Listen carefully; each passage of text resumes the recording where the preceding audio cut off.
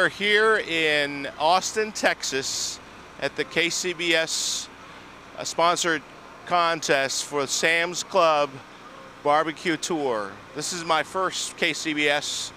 I've cooked with the Lone Star Barbecue Society, and this is really, you know, a well-organized event, and you know, the rules are very clear. And one of the things that I like about it is really the social aspects of it, the camaraderie among all of these folks. You know, it's a competition, but it's fun, and you know, everyone enjoys a good time. I got a lot of tips from a lot of people, so I really have enjoyed this. This is my hobby. I'm a banker by trade, so during the day I'm actually counting numbers instead of counting ribs. So this is a wonderful day out today here in Austin. We missed all the rain. Today is probably like in the 60s, 70s, so it's a beautiful day for barbecue. So I hope everyone enjoys it. Hi, Mike Wozniak here from QOW. We're the reigning Jack champions and KCBS champions from last year. Of course, this is a new year. We've cooked 10 times already. We're leading the points again this year, although once a few more teams get their 10 in, we'll see how that shakes out, because of course they only count your 10 best contests. We're down here in Austin, Texas. Never have cooked Texas before. It's going to be an experience. I don't know if we have to do different things, but we'll find out. We're doing the Sam's Club. We got to get in the top 7 this weekend so we can advance to Fort Worth in July 15th, I believe. And my understanding that Fort Worth in July is nice, cool experience. Probably doesn't get above 70 degrees, so we're looking forward to that. We're planning on doing the Kingsford contest again. We're going to try to hit about 11 of those. That's why we ended up down here in Austin. It was the only Sam's Club that we could work into our schedule. We're going to do the Royal, going to do the Jack again. Most likely we'll do about 37 contests. This year we're trying to improve our chicken a little bit, trying to work on our brisket, trying to improve everything, tweak it from week to week. And well, so far we've had a pretty good run this year. I think we've had 7 or 8 top 5s, and we'll see what happens. But we're trying to stay in that top 5 group there, and it's kind of tough to do. You got to get usually 3 calls, 2 calls, 3 calls, something like that. And well, we're just sticking with our guns and trying to do the same thing from week to week, cook consistently, which is what I've always tried to do. Ready? Hi, I'm Rob Marion, 2 Worthless Nuts from Cleveland, Ohio, cooking the Sam's Club in Austin, Texas, the regional qualifier before going on to Fort Worth. Oh, okay. This year I've decided to take some time off of work and travel the country, do some of the contests throughout the country. I'm going to be doing 8 contests in 8 states in 8 weeks, ranging everywhere from, started last week in Bixby, Oklahoma, doing Texas this week, Las Vegas, Nevada next week, Rochester, New York, Lincolnton, North Carolina, Marietta, Ohio, and then finishing it up by going to Boston Hills, my favorite contest of the year.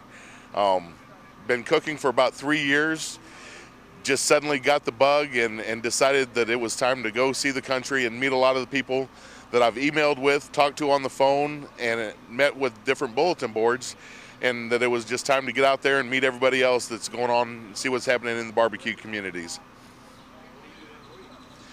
The rest of the time, I've been just traveling since I started this, but usually I'm a therapist. I contract with the military and work with the families and the soldiers around issues of deployment when they're either coming back or getting ready to deploy overseas. Hey, we're Hoggy Style Barbecue out of Norman, Oklahoma, and we've been cooking fine swine since 2009. And we traveled 650 miles to come down to the Sam's Club Invitational to take the money out of all these Texas guys' hands. So we do 6 or 7 of these a year, and we're here to win it all. You cook just KCBS? Or? We've done 1 Lone Star Barbecue Society, and that was in February in Italy, Texas. So, how is it different from KCBS? You know, the biggest difference in KCBS is KCBS will give you a sheet at the end of the day that tells you where you ranked from 1 to 45th. Lone Star doesn't. They'll just they'll give you your score through 10th place. So we like to know if we're 11th or 45th. So I'll change my sauce at 45, but I'm not going to do anything at 11th place because that's not a bad score. They cook the same meats? Yes, they sure do. But Lone Star Barbecue Society will do a half a chicken. We do 6 pieces of chicken. And Lone Star likes their ribs falling off the bone. KCBS likes to see their teeth marks in it. So, all right. What do you do during the week? I'm a operations manager for an apartment community management company. And here we are today at the Sam's Club inaugural National Barbecue Tour event in Austin, Texas. It's a beautiful day for cooking. Y'all are here at the Pitmaker Barbecue Addiction team site. This is our beautiful pit made by Pitmaker. Got all the meat on right now. Still doing a little bit of prepping as well with the boxes and turn-in. But it's a great turnout for the cook-off. A lot of top-notch teams cooking today. If we finish in the top 7, we get to go to Fort Worth. And quite frankly, if we finish in the top 7, it's going to be something to brag about. There's a lot of quality cookers out here today, and we're just trying to do our best. Yeah, the pits.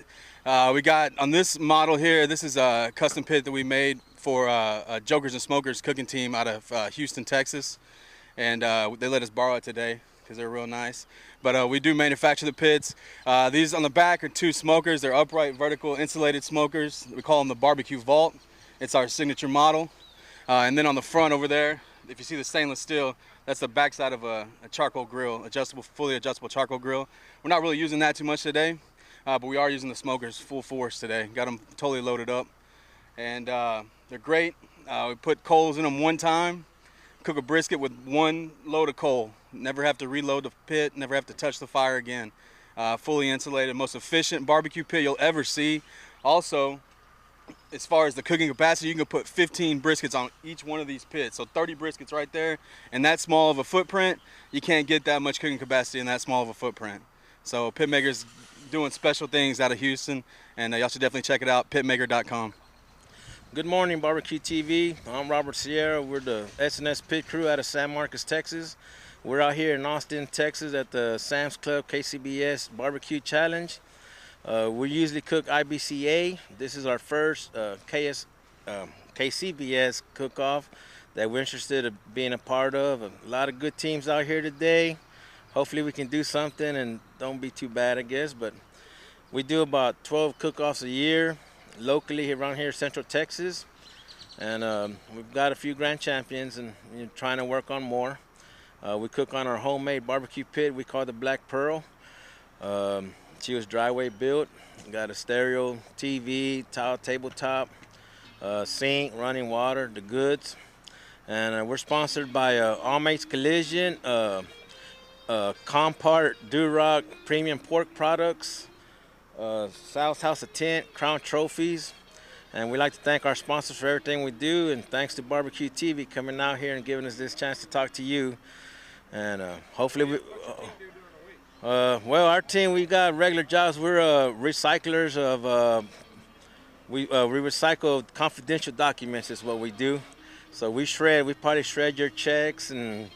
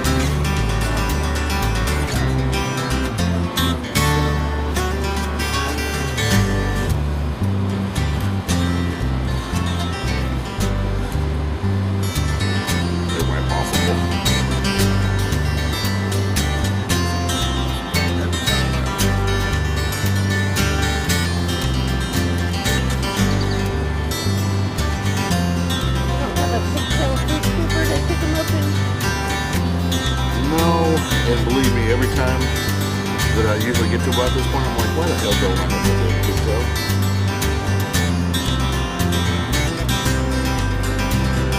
Especially since they come in right left. Glad they do. Hold on.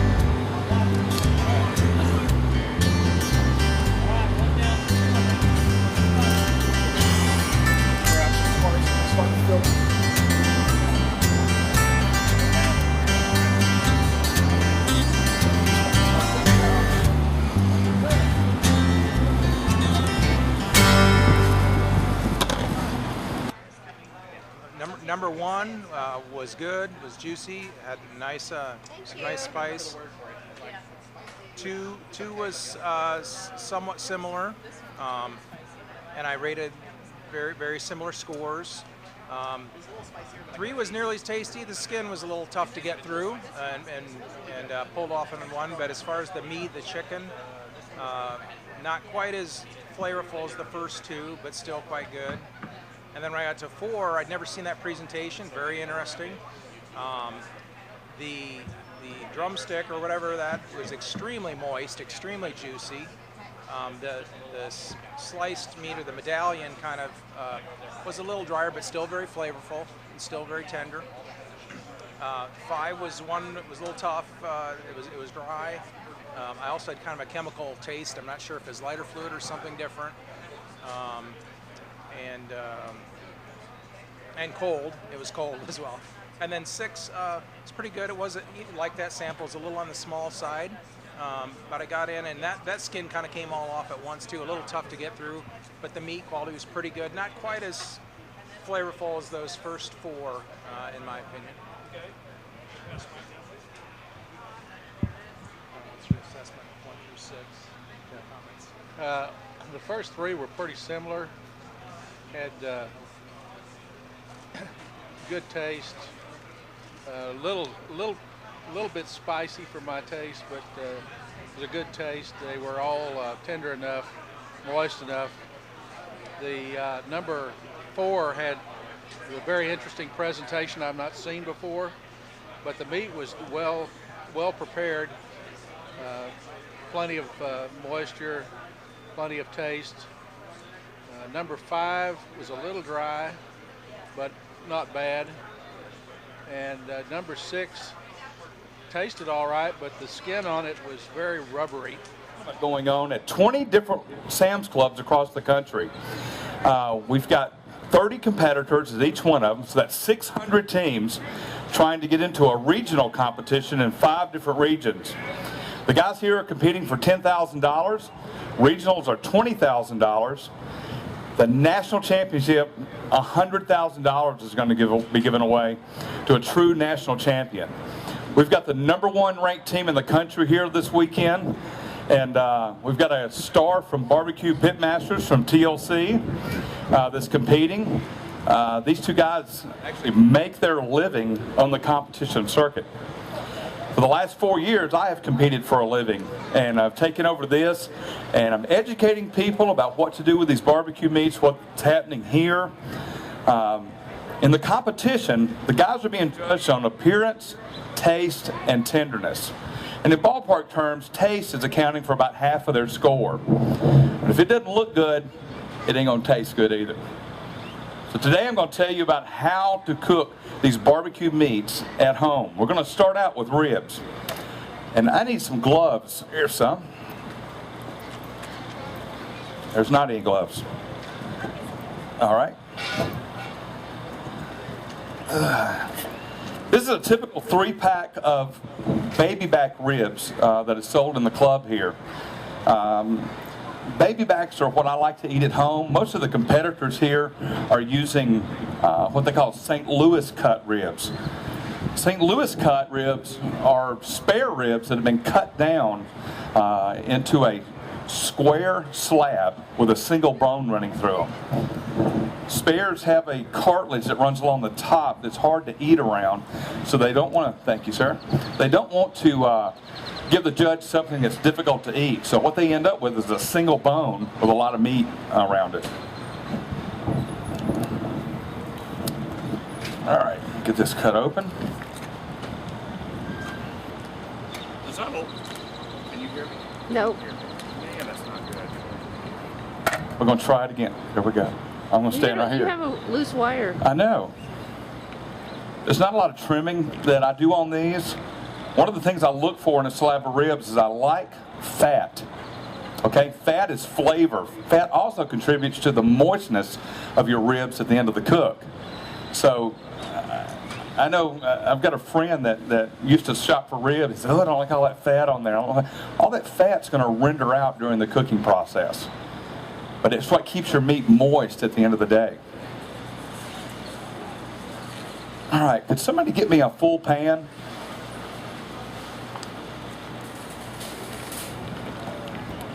A napkin here. The only thing I do to this slab of ribs, on the back side I've got a thin membrane.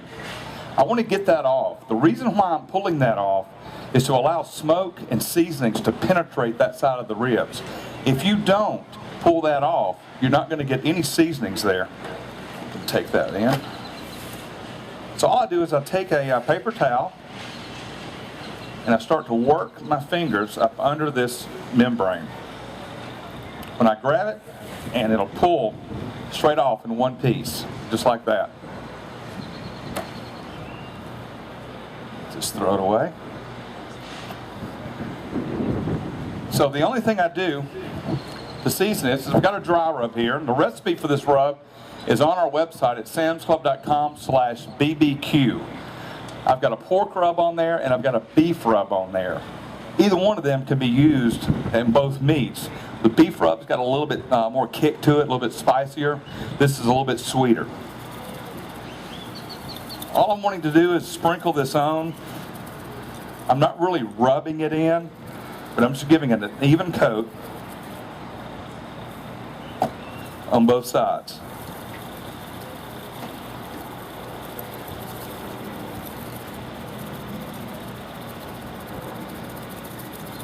And this will give you an idea of how much rub to use.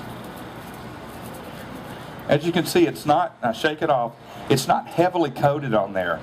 I'm wanting the rub to interact with the meat. I'm wanting to create a bark on the outside. When you hear a barbecue bark, all that is the crusty meat on the outside that's created. Most rubs have a lot of paprika in there, chili powder. That contributes to the sort of the burgundy color that you get out of the meat. So I'm going to let this sit for about 10 minutes to allow that rub to interact with the meat, and it's going to end up being a paste on the outside. Let's set up the cooker for our cooking now. Now, I've got this magnificent smoker here. It's called the Meat Monster because it cooks a lot of meat. You don't have to have this kind of cooker to make great barbecue at home. I learned to cook barbecue on a kettle grill. It's really easy to cook barbecue as long as you understand the process of an indirect fire. To create an indirect fire for low and slow cooking on a grill, all you want to do is bank the coals off to one side. Put your meat on the other side. Most grills have a built-in thermometer. Don't pay any attention to those, okay? They're useless. Even on this pit, my thermometers, I don't pay attention to because the end of that thermometer is so far away from where the meat's actually cooking. On this pit, there's a 60-degree difference. So if that's telling me I'm cooking at 250, I'm really not cooking but at 190. The meat's never going to get done at 190. What you're trying to do is regulate the heat at the cooking surface to around 250. And I always give people a range of 230 to 250 to stay in to cook barbecue.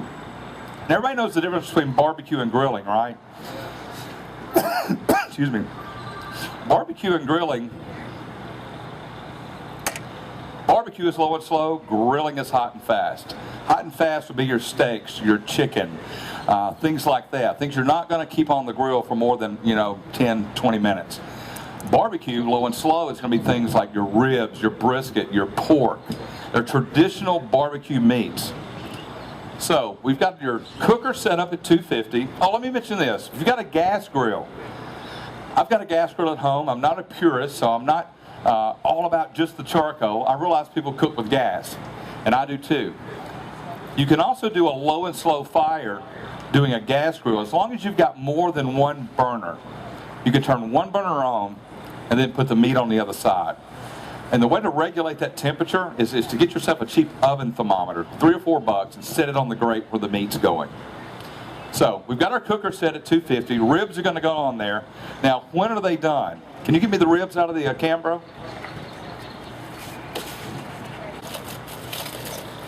Now, I've just put these in foil just to preserve them. Here's how you tell if a slab of ribs is done. These ribs cook for about 4.5 hours. Depending on your cooker, your ribs are going to take 4-5 hours, depending on at 250. But here's how you know they're done. You take a pair of tongs, and the tip of the tongs you're going to hit the center of that slab of ribs. Okay? When that rib breaks down like that, you can see that these ribs are done.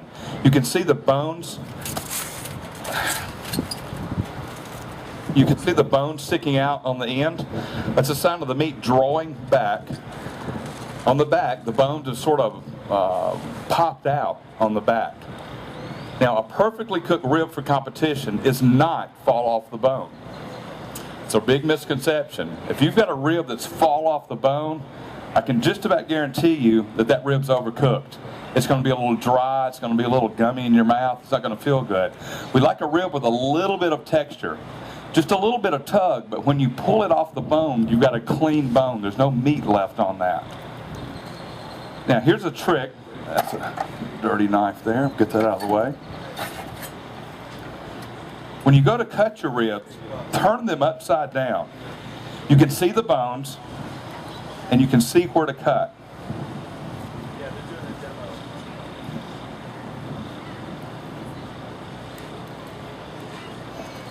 This is one of those spare ribs that have been cut down to a St. Louis cut. You've got a single bone that runs through there, really easy to eat. All right, I have I think I've got 12 bones here to sample out. So 12 people can come up and get a single rib. Number one, it's a good choice, very well cooked. As you can see, when you take a bite off of it, the bone turns white. That gives you an idea that it was very well cooked and all the moisture's in the meat, not in the bone. Same thing with choice number two. Nice sauce. Again, the moisture was in the meat and not in the bone because it's right here, very well cooked. Number three, again, it's very well cooked, except that on this one, a little bit more of the moisture is actually in the bone because it didn't turn white, but it wasn't overcooked because it pulled away from the bone and all you got was the meat. This one was a little bit charred, but very well cooked.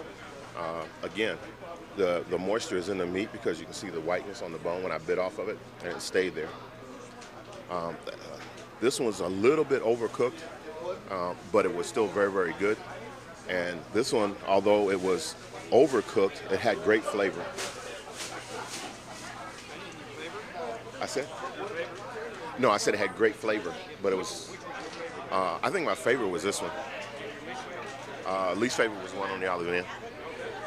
And the one thing I always like to put in, when you're doing presentation and stuff like that, you really never want to have the short ends where there's very little meat because it cooks faster, it cooks through. So you always want to have them nice and meaty and full.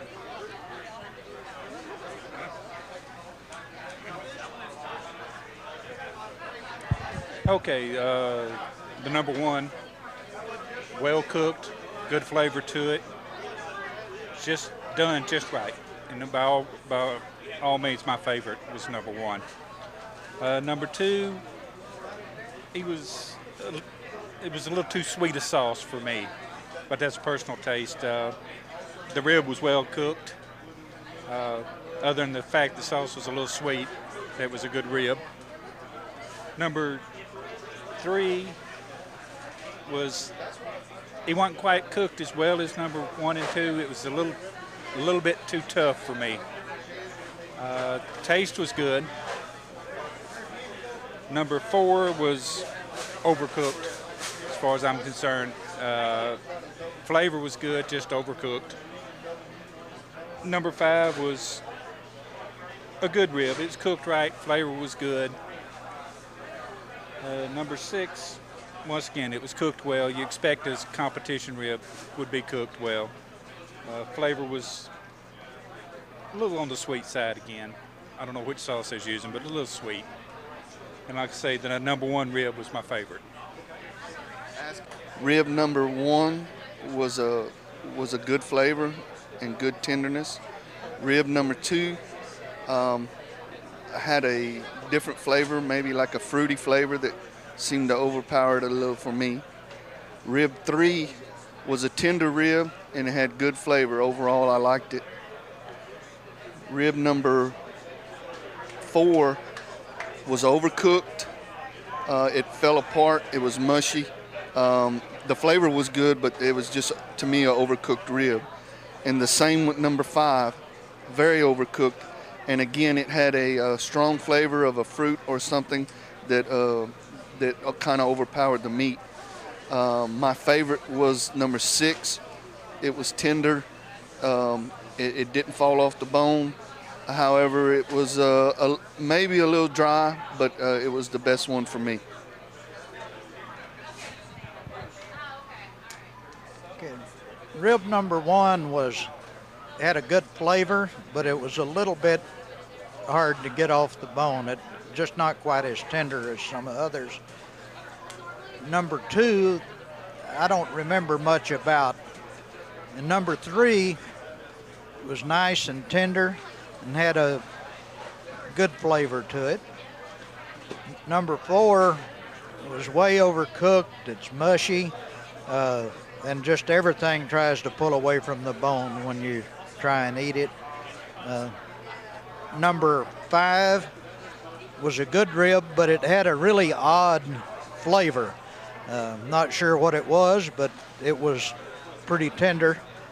And number 6, the rib was cooked just right to me. It had a great flavor. It was tender, except it was a little bit dry, but overall it was a very good rib. Rib number 1, I had a problem with it because it had a really bad dark brown spot on it and a lighter brown spot around it, which could have been blood pooling. I wouldn't eat it because of the appearance. I did try other areas of it and it was very tasty. Number 2 was okay, but it didn't have a great taste, but it was tender. Number 3 was very good. I really enjoyed it. It was nice and tender. Number 4 was very overcooked. It was didn't have a good taste at all. Number 5 was overcooked, but it was a little bit tastier. It had a nice taste to it. And number 6 was the best, both in tenderness and taste. I think number 1 was my favorite. No, 1 was my most favorite. My least favorite was probably 5. It had an unusual flavor to it. I like the spicy. It was definitely spicy. I liked that, but it had something else very unusual. Maybe pineapple? I don't know. 1, 2, 3, 4, 5, 6. Yeah, I liked 1 a whole lot. I liked 4 actually, a great deal. And really the first 4 were a lot better than the last 2, if that makes sense. So the very last one, number 6, had really, was overcooked, at least my piece was. Tenderness was way down. It wouldn't dissolve in the mouth, wouldn't even pull apart, that sort of stuff. But the rest of it, I mean, overall, a lot of good pork. So my favorite was number 4 also. I thought it was very tender, still had a lot of juiciness to it. Still holding its shape, it wasn't falling apart at all. Number 6 was my least favorite. It was dried out, overcooked. Actually tasted bitter. The bark tasted bitter, like it had been scorched a little bit. The other ones were all about the same. Number 3, the medallions in there were cut with the grain rather than across the grain, which seemed interesting to me. Number 2 tasted a little bit too much lemon pepper for my taste. And number 5, a little bit too much cayenne and a taste of pineapple that didn't seem to match the rest of the flavors in it. 1 was very dry, didn't have good texture. 2 had a strange aftertaste. The favorite was number 5 in my opinion, and the least favorite was number 1. Number 1 was pretty good, very moist, very tender. Number 2, a little overdone, the tenderness, it was almost a little mushy. Number 3 was bland, not a lot of outgoing taste. Number 4 was also bland. Number 5, very good, had a good spice at the very end on the back of the tongue. Number 6 shredded a little too much and dried out pretty quick. No bark. The bark is the artistic portion of the barbecue, and they should have taken more pride in that and submitted the bark of the barbecue. That's all. Thanks.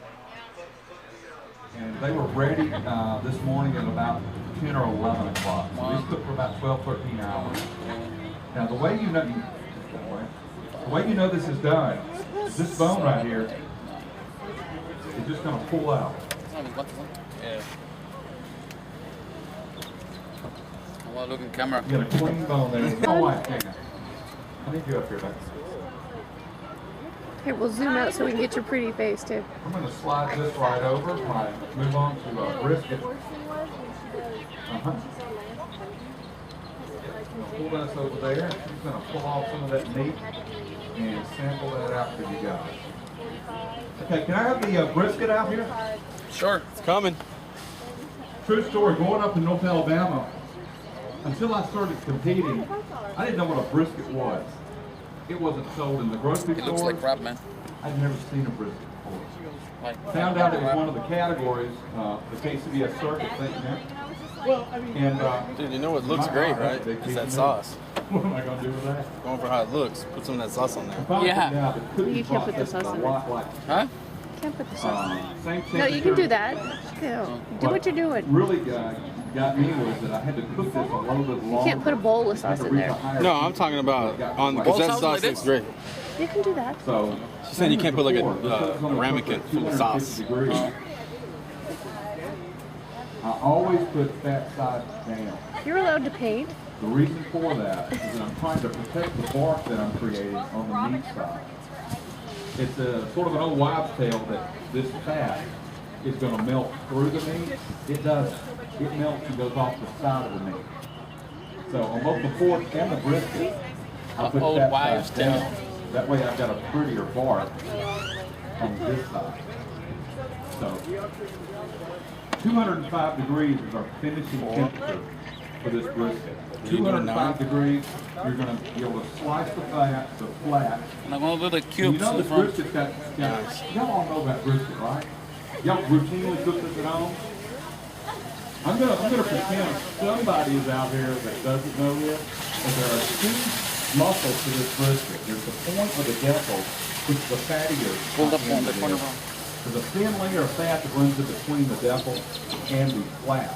You can purchase this two ways, with the just the flat or the whole packer brisket right here. I prefer the whole packer because it's got more fat content on the piece of meat. And so I always buy this, and it's a little bit cheaper per pound also. It's amazing the selection of the quality of the meat that's in the club here and Sam's Club across the country. Their buyers, I know, go to great lengths to get quality meat in, and I've never seen a selection like they have here.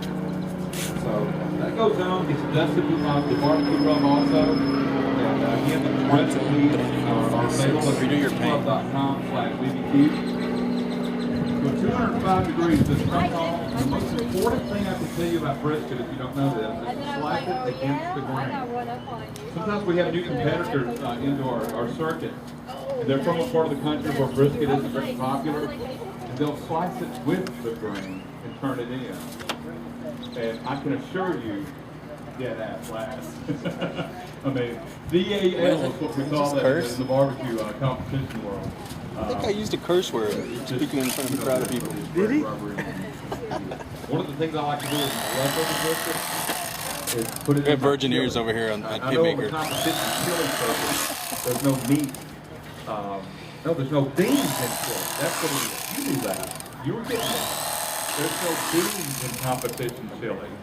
Right. But when you're making chili at home, do you put beans in? A little bit, okay. That makes me feel better.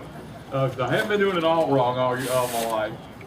I love using the smoked brisket cubed up in the chili. It just gives it a great, great smoky flavor.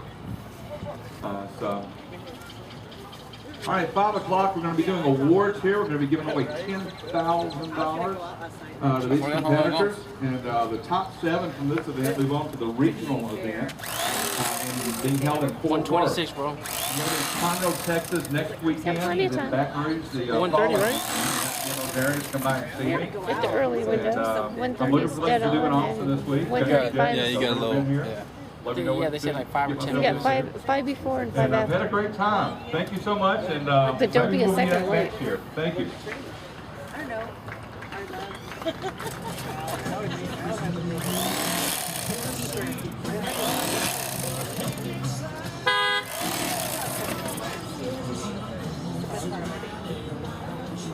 That's how people do the cubes? Oh, no.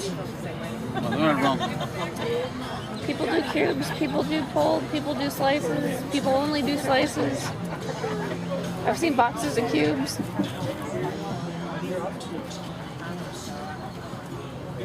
Almost. Pick a winner, Donnie. Gotta get one more in there. Oh, that's 6, yeah. Since I put 7 slices, should I put 7 cubes? I'd make sure you have at least 6 cubes.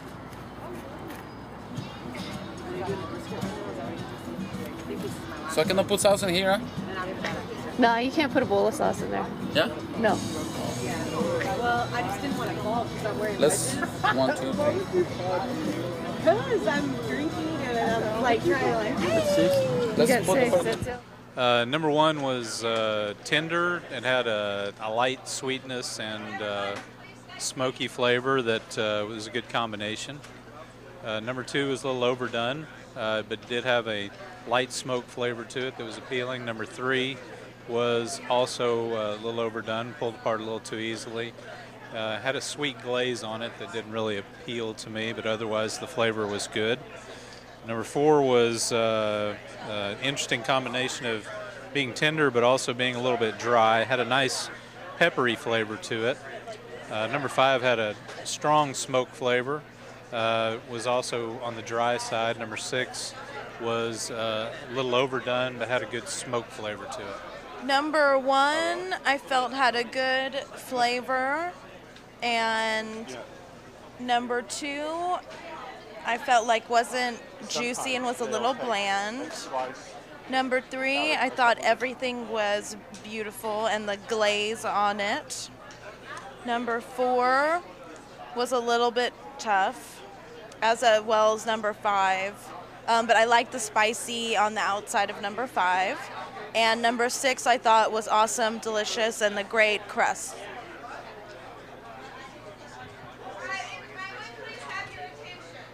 On the first entry, I thought it was moist. I thought it was tender. I was detecting chocolate in there and something. The second, it was just a little overcooked. It fell apart. And the taste was either average. The third entry had 3 different presentations. The sliced was too salty for me. The burnt end had a nice flavor, and the nugget or braised piece was just kind of bland. The fourth entry pretty much was dry with an average flavor. The fifth piece was a little dry, but it had a nice smoke, and I liked the balance of the seasonings on it. And on the sixth and last piece, The nugget was very nice, had a real good flavor. The brisket itself had an excellent balance of flavor. That was probably my favorite of the whole plate. On the first one, I thought it was too dry. The second one was also cooked a little overcooked. Third one, there was a lot of too many parts of the brisket to taste there, and it kind of threw my taste buds off. But they were all 3 different tastes.